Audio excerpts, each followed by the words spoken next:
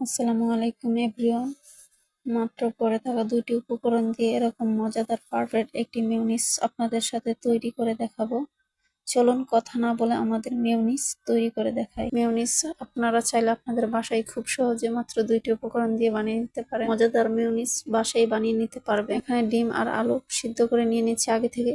একটা ডিম দিয়ে নিয়েছি এবং দুইটা আলু দিয়ে দিয়েছি, দুইটা কাঁচামরিচ এবং 1/4 কাপ তেল, 1 টেবিল চামচ চিনি দিয়ে নিয়েছি, 1 চামচ গুঁড়া দুধ ইউজ করেছি এবং পরিমাণ মতো পানি।